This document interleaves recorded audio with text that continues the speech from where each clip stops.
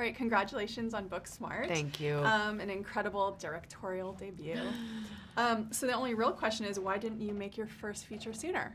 Oh my gosh, I know. I mean, it's funny because it took me a long time to kind of earn this from myself. I had to gain the courage and to trust my instincts enough, but it took me a while to get there. And I had some baby steps. I made a short film, I made some music videos, I kind of learned a little bit more about how to own that space as the boss. And I think for a lot of people, that's a process. But yeah, I too wish I had been doing this for the last 20 years. Never too late. So it's been a dream of yours to make a film for some time? It's been my dream. I mean, I've been in this business as an actor for 17 years, and I've shadowed so many great directors, and I've been so inspired. And yet, I didn't know what my first feature would be. And I was kind of waiting for the world to tell me. I was like, will it be something I write? Will it be something I discover? And when I read the original draft of Booksmart, I was like, okay, it's inside here. I know I can turn this into something really, really special. And eventually we did. Katie Silberman came on and rewrote the script, and we made it something that I am so proud to call my first movie because of this cast. It's such an honor to kind of bring a bunch of new people to the world and say, this is the new Hollywood. This is a really fresh group of people who I think are going to transform the game. That's awesome. So what was it about the story when you first read the script that spoke to you? I love the idea of telling a story of two smart women who are unapologetic about their intelligence. They're not trying to cover it up. They're not trying to become someone else.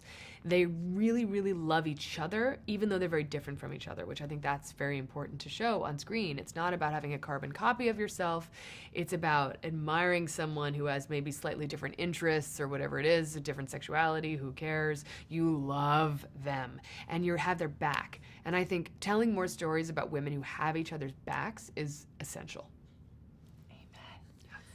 Okay, so talk about the casting of Caitlin Dever and Beanie Feldstein. So how did you find them, and what do you feel like these girls brought to the film?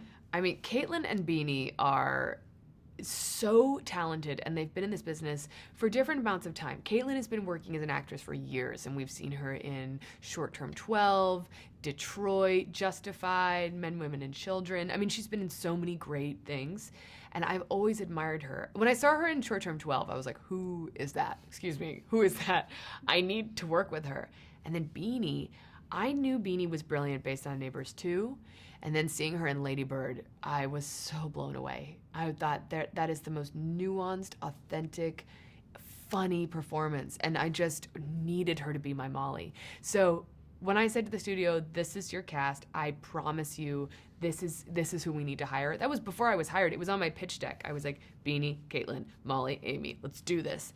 And to the studio's credit, they let me hire two people who had never carried a movie before, but we knew were perfect for these roles.